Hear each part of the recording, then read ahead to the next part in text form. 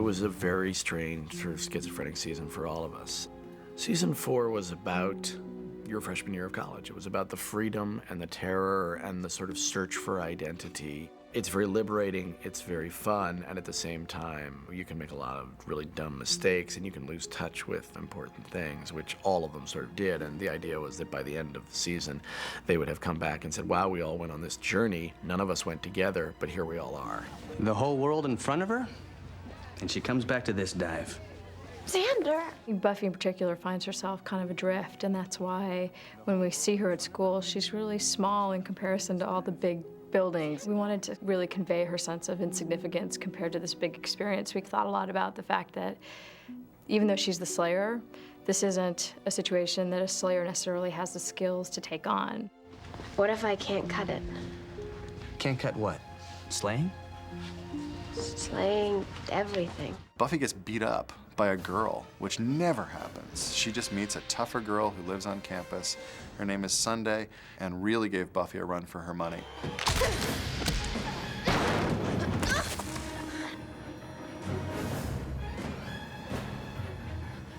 Some people objected to the fact that she was so meek at the beginning of the Freshmen, but that was our whole point. The character of the Slayer is only interesting when she is also human, and when she also has human emotions and frailties. Buffy is also feeling small and kind of insignificant as she sort of lost her security blanket. And that's how we dealt with the missing angel, was this just general sense of nothing's quite right. Rupert, you have a guest. Buffy, hello. Is this a bad time? I'm a lost soul. At the time, a bit of a lounge lizard, hanging out with my girlfriend, Olivia. He purposefully cuts himself adrift from Buffy and says, you know, you're a big girl now, you're at university, go off and do your thing. Remember before you became Hugh Hefner when you used to be a watcher? Officially, you no longer have a watcher. Buffy, you are going to have to take care of yourself. As the season goes on, it becomes more and more evident that now that I'm cut loose, I don't know what to do with myself. And so we have little visits to Giles's home where he started to watch quiz shows, and he's obviously becoming unhinged. Everybody, Giles has a TV. He's shallow like us. Harsh Light of Day is an episode which Buffy is rebounding from Angel, and she ends up sleeping with Parker. And so you're sort of set up to believe Parker's probably evil, or perhaps that he's going to be the new love interest for the season, that he's going to be what eventually turned out to be Riley. But he's not evil, and he's not Riley. He's a guy that doesn't call back. At the same time that Buffy's going through that, Spike is back in town. It isn't time yet. Yeah, but as soon as we have the Gem of Amara, you're gonna be so what? The Ring of Amara is what we call the phlebotinum for this episode, the sort of magical element, the supernatural element of the story. A mystical artifact that allows vampires to go out in sunlight. What are you doing, you big freak? That's my gem. Spike gets that gem, and then you have a big old fight with him and Buffy out in the sunlight. Just when Buffy's been hit emotionally by Parker leaving, Spike comes along, broad daylight, can knock the crap out of her.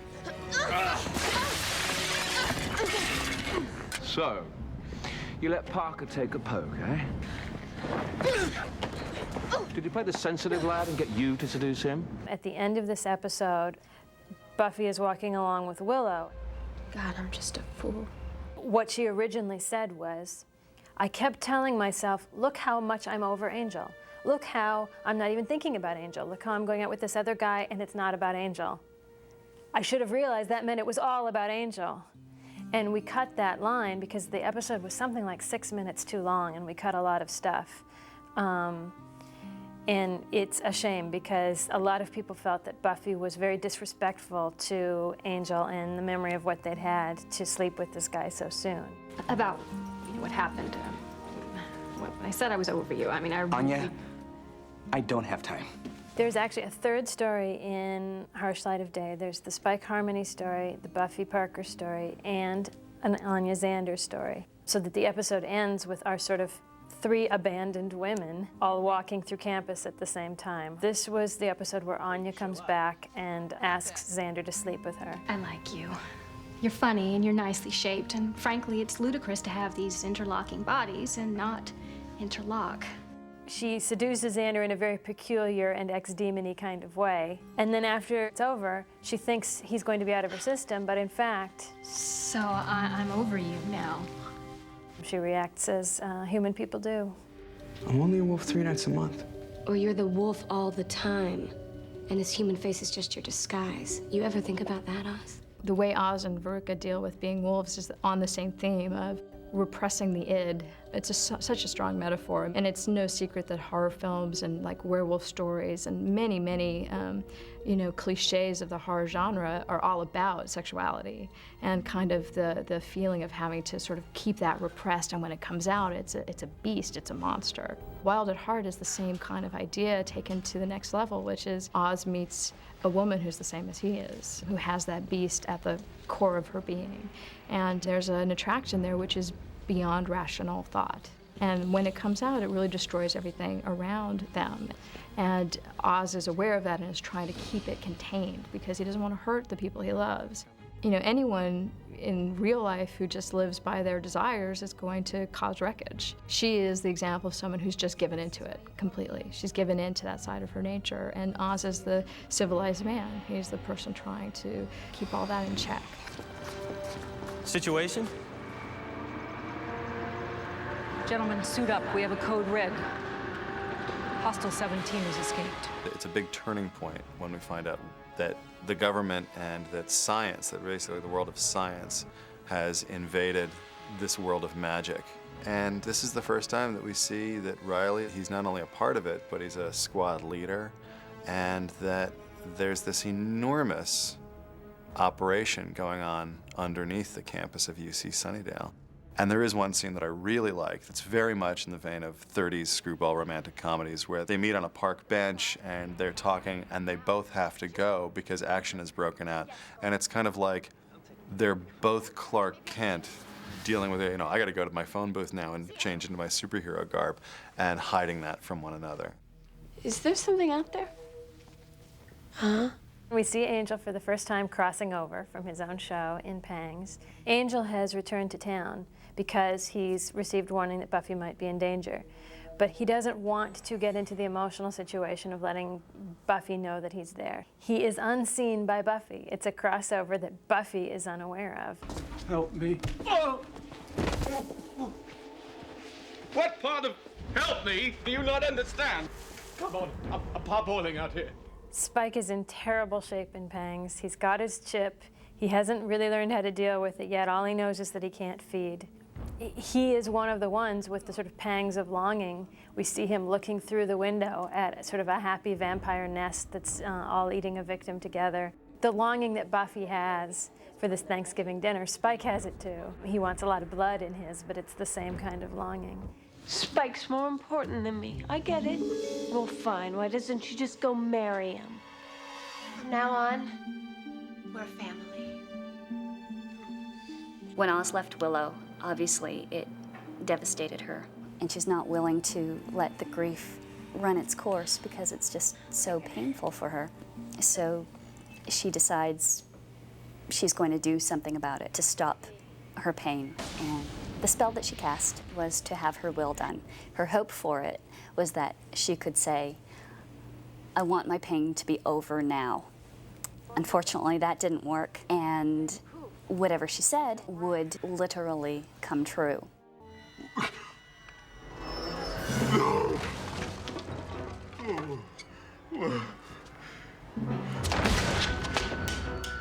Damn.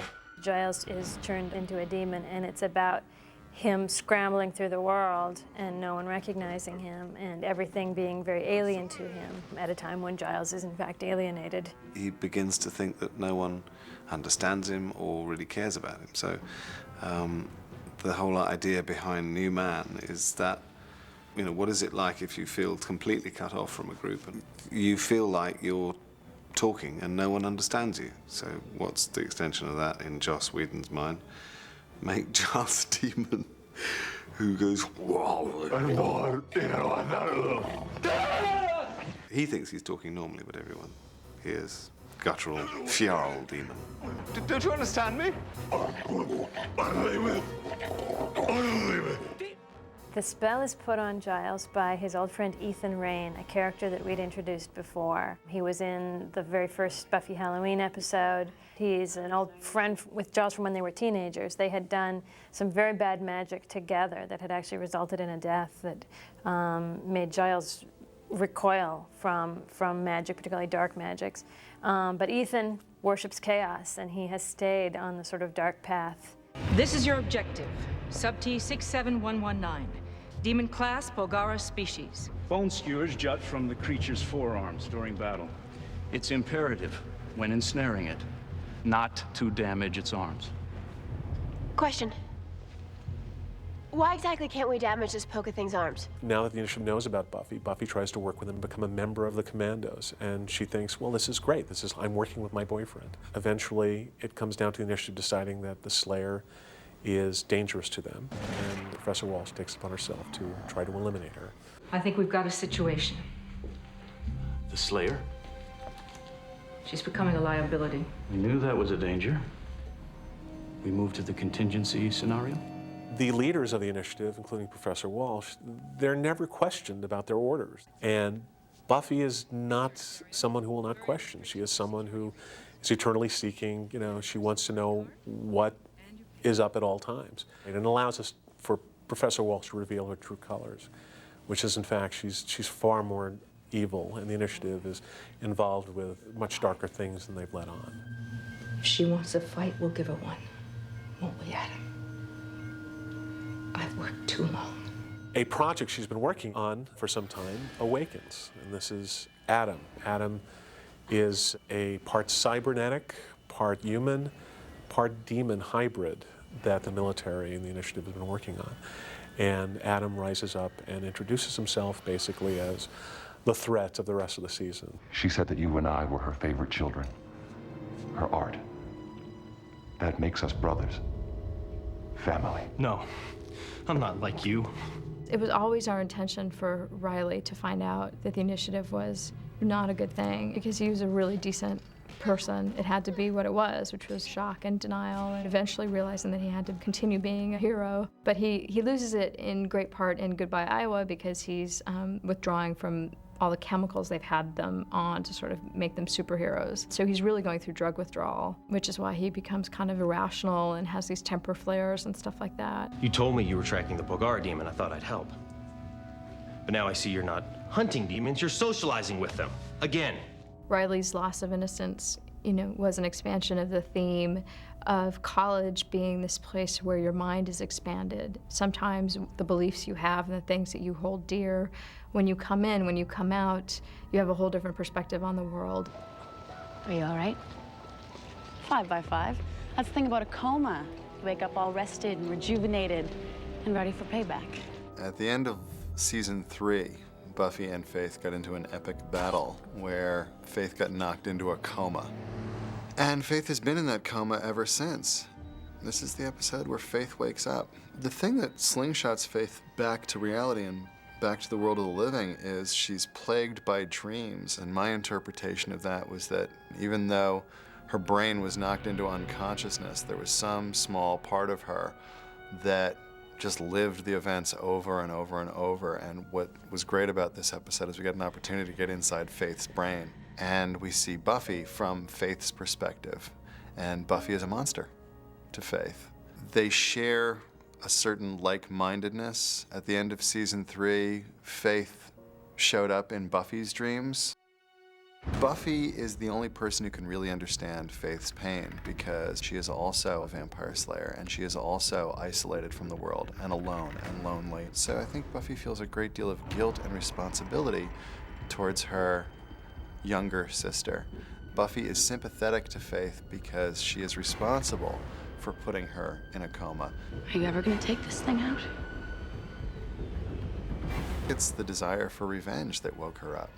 Faith wakes up, she escapes, and then she is lost on the streets of Sunnydale, which I really like. So much has changed, and Faith hasn't been a part of it, and she's kind of catching up to the world around her. They have one of the biggest knockdown, drag-out fights where they just trash the house. We'll never know for sure if they just fought and Faith lost, or if Faith let Buffy beat her into near unconsciousness so that Faith, as Buffy, could just deliver one knockout punch.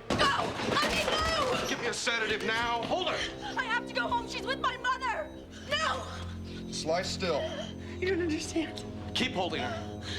She's taking my body. What I was really interested in was seeing the character of somebody who's hated and considers the world her enemy, getting the chance to completely destroy the life of somebody who's got everything she doesn't have and represents everything she doesn't believe, and having it affect her instead, so that she has no understanding of what she means. And we did that specifically with the line that she says 3 times. You can't do that. It's wrong. I'll kick your ass. Because it's wrong. You're not gonna kill these people. Because it's wrong. By the end of the show, she says it with all sincerity. She's become Buffy. She wants more than anything in the world to be Buffy, which is just impossible for her. She realizes that she hates what she is more than anybody else. I am not a killer. I am the Slayer. Faith is definitely Buffy's shadow self. You know, she's her dark side. But it's also about what love does to you. Buffy was raised with love. She was raised in a loving family. She has friends. You know, Faith is really shaken by the experience of feeling love. This possibility of a whole different life. Like, what would it feel like if you didn't live in this sort of lonely, isolated existence, and if you did actually relate to other people and they saw you differently? But what her response to that is to get very self-destructive. Faith has won a fabulous trip to England, and I got the consolation prize, which is you. So I don't have to worry about Faith showing up. A lot of people were surprised that Riley actually slept with her. Even though he sort of senses something's up with her emotionally, of course he's not going to get that it's not her, and the fact that he slept with her is just, you know, it seems so un-Riley because he's so the noble guy, but let's face it, you know, he's just a guy, and it really throws something up between him and Buffy, which is good and harsh. She's not your friend. I may have overestimated the you liking her factor. I don't think she's her. This was actually a kind of a pivotal episode for them because we had played witchcraft as a metaphor for sex, their relationship as a metaphor for a romantic relationship that you don't feel comfortable telling people about. I am, you know. What? Yours?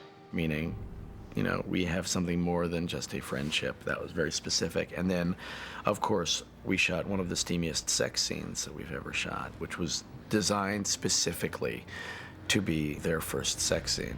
They built the relationship as a relationship first, and then as a sexual kind of thing later. It's an extension of the relationship, of their personalities. You know, Willow becoming more and more involved in the witchcraft, and Tara being kind of nervous about that because, I mean, you see that in real relationships. You know, someone getting more aggressive and more, you know, edgy with the way they live their lives, and the other person kind of being, hey, we need to be more down to earth. Hi. We have a problem. Sounds like you could use my help. When the show opens, Jonathan is the biggest star in the world, and it is not explained to the audience. They recut the opening credits, so it's a series of shots of Jonathan being Jonathan-esque in his superhero way, and the audience isn't given any hint of what is going on. This episode started when the spell was already in effect because it put the audience in an off-center place where the audience got to figure out what was going on. Many people were very confused when this episode aired. They felt they'd missed something. Jonathan is a character played by Danny Strong, who we had seen in a number of earlier episodes. You delved into the black arts and conjured up a hell beast from the ocean's depths to wreak your vengeance. No. I snuck in yesterday and peed in the pool. Jonathan had a large role in an episode I wrote called Earshot, in which we saw him up in the Sunnydale High clock tower with a gun. And Buffy talks to him at that point about you can't solve everything all at once with some big gesture. And what we see in Superstar is that he has not learned his lesson. Once more, he's tried to solve everything with a big gesture. And it's basically so he can have friends. And he creates this monster by turning himself into the biggest star in the world, and he feels really bad about the monster. You know, he's worried about the monster and what it's gonna do to people, and he doesn't want anyone hurt at all. He just wants people to like him. This does explain everything. I knew he wouldn't do anything on purpose. Me too. And that whole alternate universe thing was too freaky. This is just a standalone episode in which everything in this universe is not true in the episodes both before and after it. But we still have Jonathan moving the story arc for the season along. He talks to both Buffy and Riley separately about their relationship to each other and allows them to heal the rift between them that happens because of faith. And he discovers and informs people about a very important feature of our villain, Adam, which a fact we end up using later on when Buffy defeats Adam. Look at the sky. Full moon. Full moon. But how? Because of Willow's relationship with Tara, that there was a lot unresolved between Oz and Willow, and that it just didn't feel like they'd had closure. There's something undeniable between her and Oz that won't ever go away. They just have a connection. Time had passed and people expected them to get back on the bus. And when they didn't, there was reasons, of course, and yet no one really understood why Willow would have any hesitation. Their breakup was about necessity. It was about a condition he had. It's almost as if someone went away with a disease. You know, I'm gonna go find the cure. And he came back saying, I found the cure. So everyone expected them to just resume. And Tara and Willow's relationship is actually getting deeper and more solid. And then Oz comes back and Willow finds herself really torn. She tries to kind of pretend like that's not there, and instead sort of really alienates Tara. And Tara, of course, gets extremely threatened. It's the classic love triangle. There's part of you that really wants her to go back to Oz, and part of you that really wants her to stay with Tara. So I think the audience was definitely getting to go through that experience of feeling really conflicted. And ultimately, what turns out is that Oz's solution hasn't really solved everything. And the beast that comes out again is just as uncontrollable as it was before. Run. The one thing that sets Oz off in New Moon Rising is when he finds out that Willow and Tara are lovers. And there was a lot of debate about that. Like, are we saying that that would bring out, you know, something evil in somebody? And ultimately, you know, for me personally, my feeling was, yeah, it would bring out, you know, the worst in people as well as the best in people. Even though he's a good man, that part of him, the reaction, not the rational thought, that's the monster, and it was gonna come back out. I don't need a bunch of tests to know that this thing's a joke.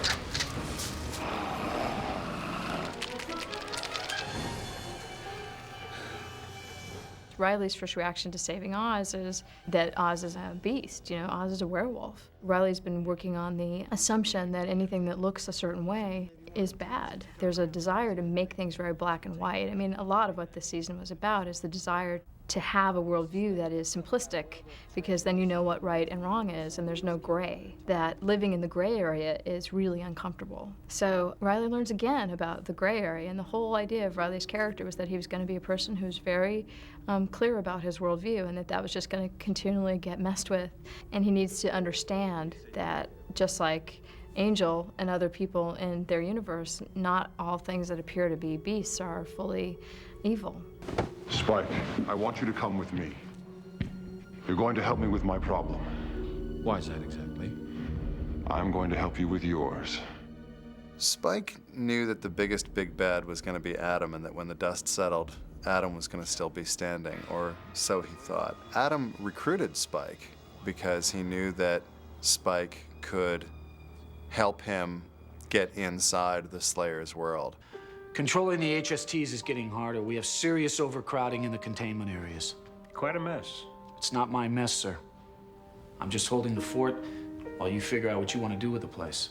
Season 4 is definitely about science versus magic. We've always been in Buffy's world where magic rules, and Buffy herself is a byproduct of magic. So we threw in a bigger and less successful picture of what happens when the United States government gets involved? What happens when people who believe in science and kind of have disdain for demons want to capture them and use them for military gain? And what happens when science tries to control the world of magic as science gets its ass roundly kicked by magic? Magic is just too powerful in Buffy's world.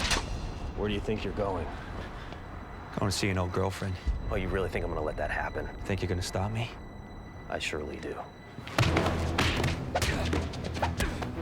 When Angel and Riley meet, what's fun is that neither guy's gonna blink, and I think that Buffy is really torn between the two of them, and even the writers were kind of torn between the two of them as we were going. There were definitely Angel groups and Riley groups, and who gets the last word and who gets the last punch, and there was a lot of back and forth on that.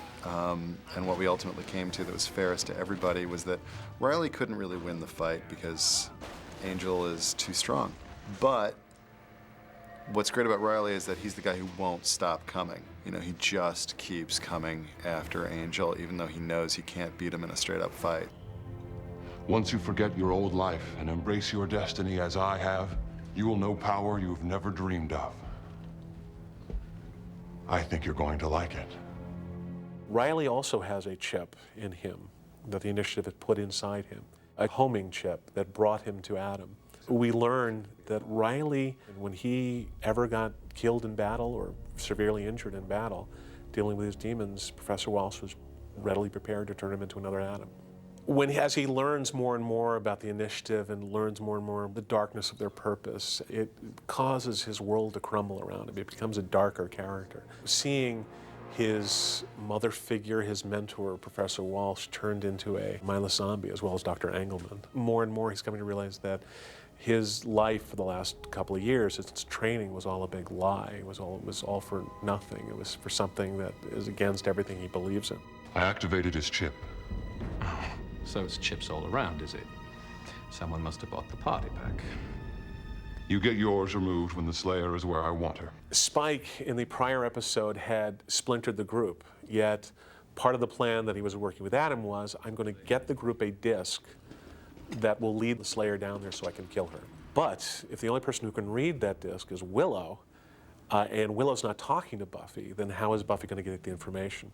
Actually, Adam recognizes it, and Spike suddenly goes, uh-oh, I screwed up. I split them up, and yet I gave them a disc.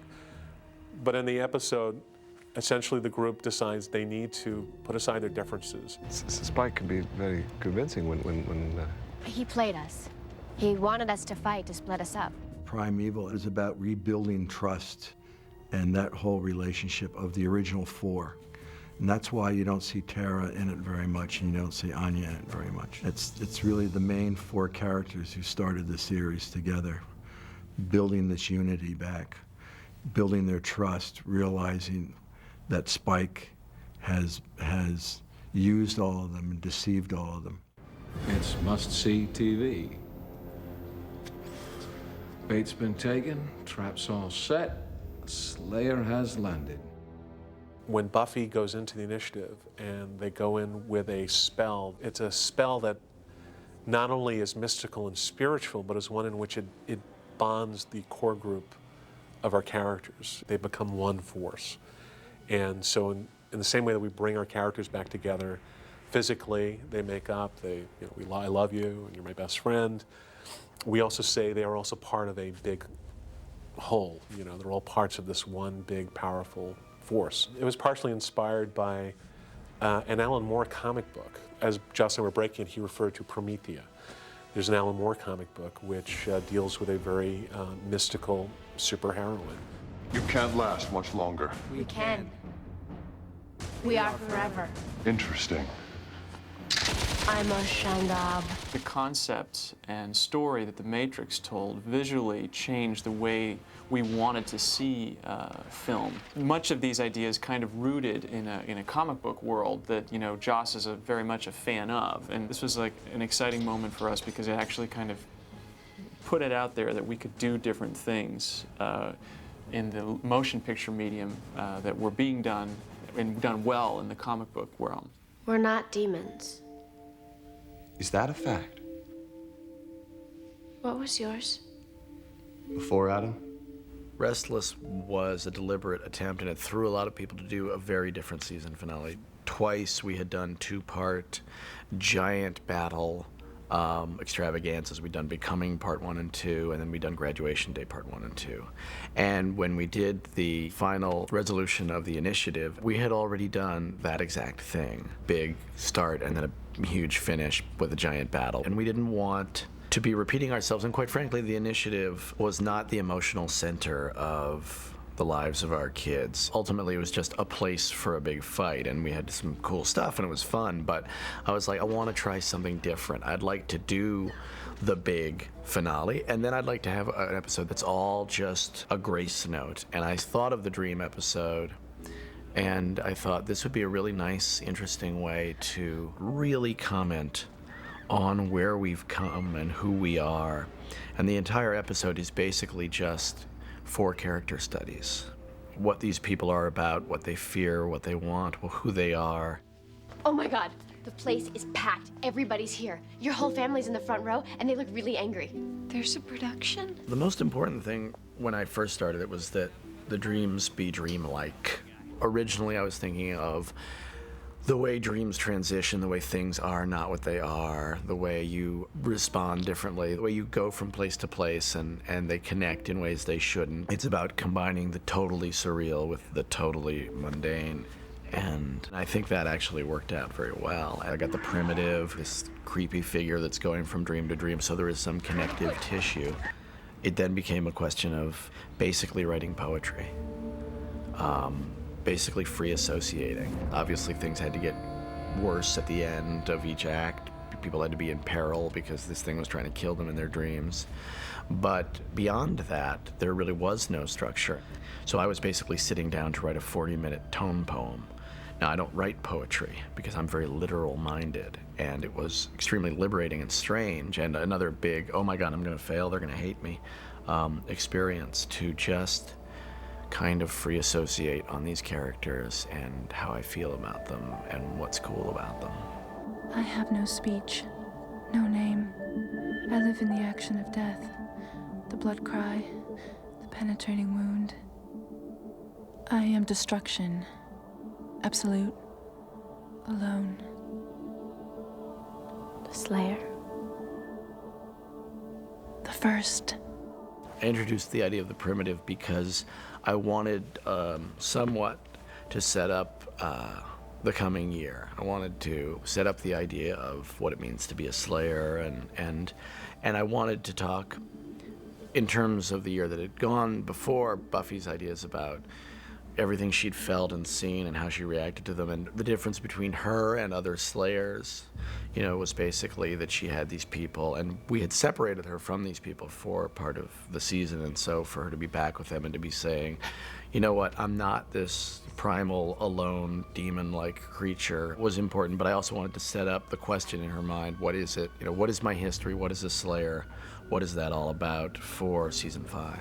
I very much feel this episode gave resolve to the season in the sense that, you know, it summed up, you know, where our characters were, and that ultimately they needed each other, even if their relationships with each other were a bit bizarre. It was sort of a chaotic season. And a lot of people say it's the season where we fell apart and they don't like it. I actually think it's the season where we did most of our best shows. But it did sort of have a weird incoherence. As I was talking about the initiative and other things, you know, a lot of things didn't come together in the big picture. Episode by episode, I mean, the strength was pretty much unmatched. But as an arc, I understand why people are sort of like, well, it didn't really get me there. So this episode, in a way, is a way of saying, just look at the pieces, look at the characters and what they've been through.